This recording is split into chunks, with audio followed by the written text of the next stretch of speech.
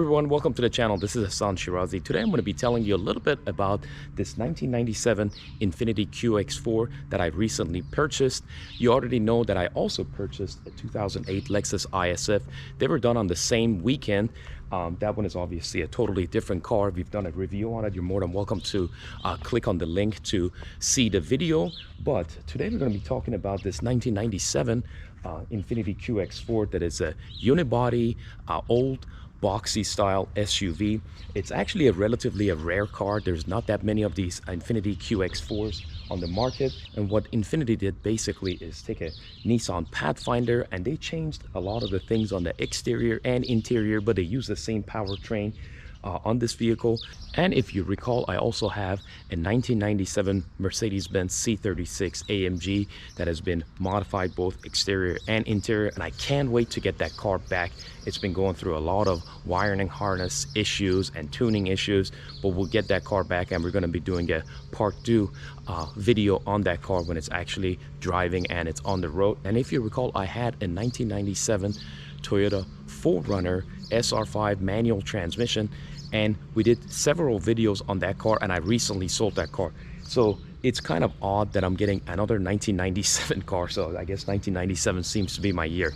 So a few days ago, I took this car to my mechanic, Tom Huerta, and you've seen few videos of Tom. Tom did videos about my 4Runner. He's done a lot of work on my C36 AMG, and also Tom has a very unique Mazda RX-7 in 1994, and he nicknamed it Red Bull. So in today's episode, I'm going to be taking this car for a drive. This is after Tom has fixed several things, major and minor, on this car, and I'm going to be telling you about some of the features of this car that are pretty interesting. And towards the end, I'm going to give you the pros and cons of owning this 97 Infiniti QX4. And as usual, please make sure to like, share, and subscribe. That's one of the ways it gets our channel growing, and I hope you enjoyed this episode. Thank you. One of the things I noticed about this car, the tachometer is not working. The stereo system of the car, the stations do not light up. I think Tom needs to take out this original Bose stereo system and resolder it or something. But I really like how everything on this car is stock, and I don't want to change anything about it. Also, this dome light works. This other one is kind of like, you know, pushy, so I want him to fix that too. And the seat belt, this little pin thing that was holding it right here, this is not working, so it's very sharp. Besides few dings and scratches that it has and touch-up paint, dents, I will definitely repaint the hood of this car. The roof needs to be repainted. It kind of drives wobbly, so when you go over the bumps, you don't feel 100% secure. So I want Tom to see what is going on with this Infiniti QX4.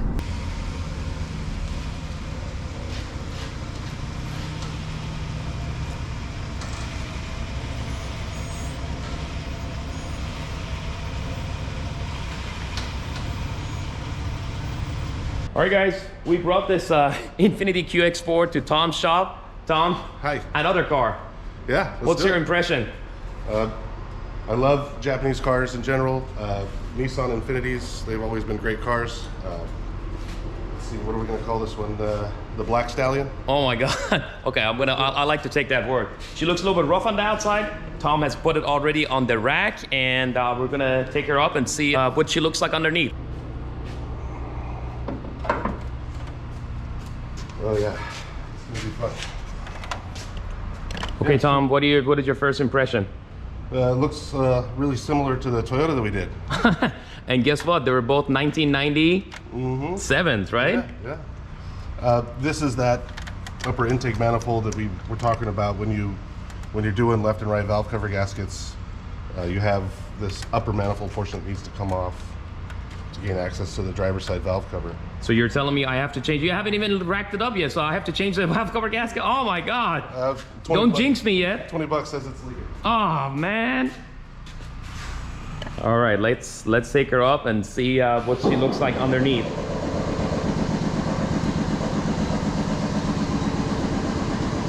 Definitely going to be changing this corner light. The corner light is actually in the back of the car.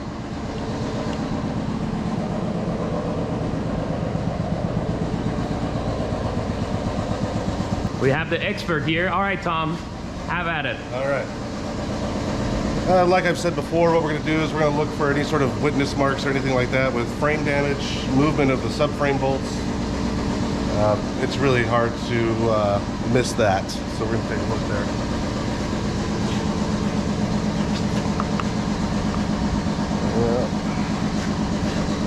We got front pads and rotors are low. How would you know that? I can see through the rim. Oh wow. We've got about 10% left on the brake pad. I did notice it was, oh my goodness. There we go. Oh no. She is leaking. The baby needs a diaper. Valve cover gasket. Man. I hate that you're right, man. Yeah. Can you be wrong one time? Ask my wife. I'm wrong all the time. Hey man, I'm in the same boat. Okay, what else? What else is going on? Looks like we got full-time four-wheel drive. Nice. On this. Yeah, and this thing you can put it on partial rear-wheel drive. Then you can put it on auto, which puts it on a 4x4. And then also it has a lock-in differential too, so that's pretty cool. Now on the Carfax, it said it was in a moderate accident. Do you notice anything? I couldn't see anything. Well, I do see the passenger side looks good, but over here I see the driver's side. It's got some. It's got Is that that willow weld thing? Yeah, those aren't factory welds, so it probably took a little bit of a hit in the front, not enough to damage the frame. Oh, it that's looks good. Like, that's good. Looks like the impact strip did its job. So it was kind of like a minor accident, not moderate. Well, Carfax always likes to jack things up. Yeah, they've got, you know, by law they gotta have those. Right. What are they called? 15-mile-an-hour bumpers. Right. Oh, it's got the two hooks for for towing. That's nice. And then they're bolted to the frame too, right? Yes, they are. They're actually Nice. welded. Welded. Yeah. Nice. All right. What else do you notice, Tom? Front drive shaft looks good. That's good because that sounds expensive. Yeah, lower control arm bushings look like they're intact. Good. Frame looks good. Rear trans mount looks good. Yeah, the U-joints and the drive shaft look okay. Good, good, good. Let's see, same for the rear. That's great. What's common on these are the bushings in these links. Yeah, I was about to tell you, I had quite a bit of a wobbly ride from San Diego to Orange County to Huntington Beach. Yeah, we've got some broken bushings there. Oh man, so we got to change those. Yeah. Hopefully it doesn't cause arm and a leg. Well, you are putting in new arms. Yeah. Well, hey man, what about the struts or the shocks? Shocks look good. Look good. Okay. Yeah. So what else are you gonna change? So you're gonna change both of them, the control arms? We're gonna do left and right lowers. Yeah, that one's cracked, and then we're gonna do the uppers as well. Yeah. Oh wow, it's a little bit loose. The bushing is out. Okay. Yeah, and with those, you don't pay somebody to remove the arm and press out the bushing. You just replace the whole thing. Comes with new bushings. Fuel filter looks like it's easy to gain access to. Oh wow, nice. Yeah, I see it right there. Yeah. What about the 4x4? Anything special about this 4x4? This is actually what they call a Watts linkage rear end. This is actually a pretty beefy, solid axle Watts linkage. They actually ran this. The Japanese love to do this, especially the RX-7. Oh wow. RX-7 has a Watts linkage rear end. Wow, and it's got the towing. It's got the tow bar here. Nice. Oh, look at this. It says it can tow up to 5,000 pounds. That is interesting. Wow. Same as the 4Runner. Yeah. Remember, both of them 1997. Both of them can tow weight 5,000. less, but can tow more. Yeah, that's amazing. Anything else there? I don't see anything wrong with the rear end. It doesn't look like it ever took a hit in the back. Okay. I think as far as what Carfax saw, probably went through insurance. Looks like they did the driver's side bumper repair. Right. I mean, they changed their bumper cover too, right? Yeah, probably. All right. They had to get it that far into hitting that And a What full-size about this spare. exhaust? It looks like it's a little bit the outer, but the exhaust itself is not making any noise. And No, this is just the shielding that's around it. Was this this isn't a California car, is it? no, this is a California car. I'm the third owner. Is it? She has stayed in Southern California her whole life. It looks like an East Coast car. Is it? That's what it looks like when you see this stuff Right. from the salt that they put on the roads. And this, But it's not the frame is not rusted, right? no, the frame isn't rusted. Do these need to be replaced in your opinion? No. Okay, good. No, that's just surface. Well, they're very rare. You barely see one on the road. When was the last time you see an Infiniti QX4 on the road? Even in Southern California, where they basically, that's probably the only place that you can find them. Yeah. And they carry, look, they carry the exhaust separate all the way down to a collector. Nice. And then you got the cover for the fuel tank too, right? Yeah. The Very protection. beefy. Yeah, you can see they even tucked the charcoal canister up and away Nice. for the gas tank emissions. That's awesome. Yeah, I like this. All right, well, looks like she's a keeper. She needs a little bit of maintenance, but it's not a total lemon. So Yeah, we'll fix the oil leaks. We'll go after those trailing arms. and the brakes, and then can you also put synthetic oil in it? Change the oil. It says another like 600-700 miles, but and then as you already know, I told you about the corner light right there. Also, one of the dome lights is out, which I'm going to give you a little list. On tachometer, if you can help me, And, or find out someplace they can fix it out. And then the stereo, remember? Radio. Yeah. Yeah. I remember. All right. Well, looks like Tom has another project in front of him. Oh, I'm sorry, Tom. It's all the 1997s, the Mercedes-Benz, the 4Runner. Now this 4Runner wasn't that bad. I hope It was a good year. 97 was a good year. So we'll see. All right, Black Stallion is coming down now, and we're gonna have Tom fix her up, and hopefully many more miles are ahead of her. Thank you, Tom. Yes, sir. All right, guys, I just got this Infiniti QX4 back from Tom, and he did a lot of maintenance work on this car that needed it. Now, one thing he wasn't able to fix at this time, because the car was there, and it was not the easiest thing to work on for him, because there was a couple of the bolts were really worn out, so he couldn't get them out. So I just told him, don't worry about it. And I will send this car back to Tom to fix the tachometer on this car, because the tachometer is not correctly synced to the speed of the car, and it's giving you, obviously right now it said it's over 8,000 RPM. So when this car goes back to Tom, he's going to fix the tachometer, and also he's going to install a custom-made catalytic converter shield to stop the thieves from taking the catalytic converters. They've been doing that if you park the car at parking lots or sometimes in front of your house, which is kind of a sad thing.